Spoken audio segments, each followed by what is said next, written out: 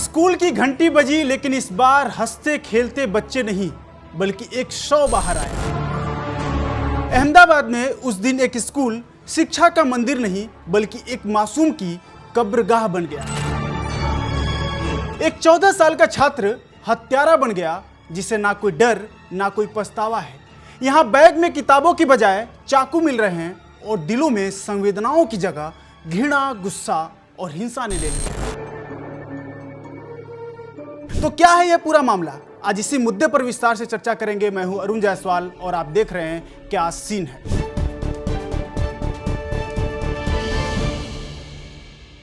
अहमदाबाद के खोखरा इलाके के एक नामी प्राइवेट स्कूल में वो हुआ जिसकी किसी ने कल्पना नहीं की थी। स्कूल में पढ़ने वाला 15 वर्षीय छात्र नयन, जो कक्षा 10 में पढ़ता था, उस पर उसी स्कूल के 8वीं कक्षा के एक छात्र ने चाकू से हमला कर दिया। यह घटना स्कूल परिसर में हुई। सभी हैरान रह गए और आनन फानन में घायल नयन को अस्पताल ले जाया गया, लेकिन इलाज के दौरान उसकी मौत हो गई। और जो आरोपी बच्चा है उसकी उम्र तो कम है लेकिन सोच बेहद खतरनाक। हत्या करने वाला छात्र सिर्फ 14 साल का है, लेकिन उसका तरीका और सोच देखकर हर कोई सन्न है। शुरुआती पुलिस जांच में सामने आया कि नयन और आरोपी छात्र के बीच किसी बात को लेकर झगड़ा हो गया था और मामला इतना आगे बढ़ गया कि आरोपी छात्र ने चाकू निकाला और नयन पर हमला कर दिया। आश्चर्य की बात यह है कि एक स्कूल स्टूडेंट अपने बैग में चाकू लेकर क्यों घूम रहा था।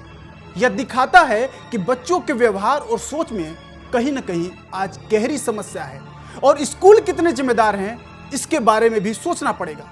और घटना के कुछ देर बाद आरोपी छात्र ने अपने एक दोस्त से व्हाट्सएप पर बातचीत की, जो अब पुलिस के हाथ लग चुकी है। और इस चैट में वह खुलेआम हत्या स्वीकार करता है और पछतावा तो दूर, बहुत ही लापरवाही से बात भी करता है। उस चैट के कुछ अंश आपको दिखाते हैं। ये देखिए स्क्रीन पर क्या हुआ और कैसे वो बात करता है। जब दोस्त पूछता है कि हुआ क्या था, तो आरोपी बोलता है, उसने मुझे कहा कि मैं कौन हूं और मैं क्या ही कर लूंगा। ऐसे में दोस्त जवाब देता है कि तो पीट देता, चाकू क्यों मार रहा था। पर आरोपी कहता है जो हुआ सो हुआ, लेकिन दोस्त उसे हिदायत देता है कि छिप जा और ये चैट डिलीट कर दे। लेकिन आरोपी कहता है ओके। और वहीं ये चैट आगे बढ़ती है, बातचीत आगे बढ़ती है और आगे बातों ही बातों में आरोपी बोलता है कि कोई ना, अब जो हो गया सो हो गया। सोचिए कितना कैजुअल अंदाज है। एक मात्र 14 साल के बच्चे का इस तरह के आपराधिक प्रवृत्ति का होना और इतने बड़े अपराध के बाद इस तरह की बातें बता रही हैं कि बच्चों में अपराध के प्रति डर कम और अहंकार ज्यादा हो गया है। यह अहंकार क्यों? क्योंकि जब बच्चा चैट में कहता है कि जो हो गया सो हो गया, क्या ही करना। अब सोचिए कि यह कितना कैजुअल अंदाज है। वहीं इस घटना के बाद जब यह खबर फैली कि नयन अब इस दुनिया में नहीं रहा, तो स्कूल के बाहर उसके परिजन, सिंधी समाज के लोग और स्थानीय नागरिक बड़ी संख्या में जमा हो गए। आक्रोश इस कदर था कि लोगों ने स्कूल में जमकर तोड़फोड़ की और स्कूल की खिड़कियां तोड़ी गई और साथ ही साथ वहां बसों पर पथराव हुआ। शिक्षकों और स्टाफ को घेरा गया और माहौल में इतना तनाव फैल गया कि इस दौरान पुलिस को इस मामले में अपने कदम डालने पड़े, हस्तक्षेप करना पड़ा। और इस दौरान जब पुलिस मौके पर पहुंची और हालात को काबू में लाने की कोशिश की, लेकिन तब तक काफी नुकसान हो चुका था। और घटना के बाद यह भी सामने आया कि मृतक छात्र नयन सिंधी समुदाय से था और आरोपी छात्र मुस्लिम समुदाय से। इसके चलते माहौल में सांप्रदायिक तनाव का माहौल बन गया और इस सांप्रदायिक तनाव धीरे धीरे फैलता गया। इसमें हिंदू संगठनों और एवीपी के कार्यकर्ताओं ने भी स्कूल पर विरोध दर्ज कराया और इस पूरे धरने में, इस पूरे आक्रोश में वे शामिल हो गए। और इस स्थिति में पुलिस और प्रशासन को और सतर्कता बरतनी पड़ी ताकि कोई बड़ी अनहोनी ना हो। दरअसल स्कूल में पहले भी ऐसे कई घटनाएं हो चुके हैं, ये कोई पहला मामला नहीं है। इस घटना ने स्कूल की सुरक्षा और प्रशासन पर भी कई बड़े सवाल खड़े किए हैं। एक अभिभावक बताते हैं कि मेरी 2 बेटियां इस स्कूल में पढ़ती हैं। पिछले 2 सालों से यहाँ अनुशासन की भारी कमी है। लड़के लड़कियों से अभद्र भाषा में बात करते हैं, इशारे करते हैं, गंदे इशारे, और बैग में चाकू और मोबाइल फोन मिलते हैं। स्कूल प्रशासन को कई बार शिकायत भी की गई, लेकिन कोई ठोस कार्रवाई नहीं हुई। और मामला इतना ही नहीं है, एक मामला तो ऐसा भी सामने आया जिसमें एक छात्र कंप्यूटर रूम में अश्लील साइट्स देखता पकड़ा गया। लेकिन उसे केवल माफीनामा लिखवाकर छोड़ दिया गया। तो निश्चित तौर पर स्कूल पर भी कई ढेर सारे सवाल उठते हैं कि आखिर स्कूल में जहां बच्चे पढ़ने पहुंचते हैं, कुछ सीखने पहुंचते हैं और जिसे शिक्षा का मंदिर कहा जाता है, वहां आखिर इस तरह की घटनाएं, इस तरह के वारदात और बच्चों को इस तरह की छूट कैसे दी जा सकती है। हालांकि घटना के तुरंत बाद पुलिस ने एफआईआर दर्ज कर ली और आरोपी छात्र को जुवेनाइल जस्टिस एक्ट के तहत हिरासत में ले लिया गया है।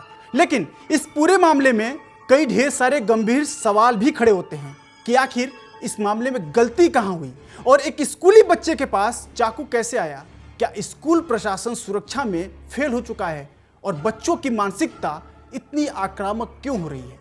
सोशल मीडिया और मोबाइल का बच्चों पर क्या असर हो रहा है, क्योंकि आजकल जब बच्चा 2 साल 3 साल 4 साल का होता है तब से ही उसके हाथों में मोबाइल फोन होता है।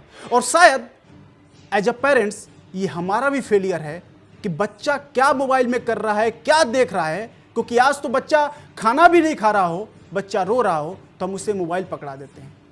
लेकिन ये सोशल मीडिया कितना खतरनाक हो सकता है, मोबाइल कितना खतरनाक हो सकता है। और इससे भी बड़ा सवाल तब उठता है कि जब बच्चा स्कूल में मोबाइल लेकर जा रहा हो, और अब तो चाकू भी बच्चा स्कूल में लेकर गया, जिसका ये अंजाम भुगतना पड़ा है किसको? नयन एक मासूम बच्चे को और उसके परिवार को। तो ऐसे में सवाल उठता है कि क्या घर और स्कूल दोनों ही बच्चों के व्यवहार पर नजर रखने में असफल हो रहे हैं। इस पर हमें बहुत ही गंभीरता से सोचना होगा। यह घटना हमें सिर्फ गुस्सा नहीं बल्कि गंभीर सोच और आत्ममंथन के लिए भी मजबूर करती है। बच्चों के व्यवहार, सोच, दोस्ती, सोशल मीडिया के इस्तेमाल और उनके आसपास के माहौल पर घर और स्कूल दोनों को बराबर ध्यान देने की आज जरूरत है। नयन अब इस दुनिया में नहीं है, लेकिन उसका जाना एक सवाल छोड़ गया है।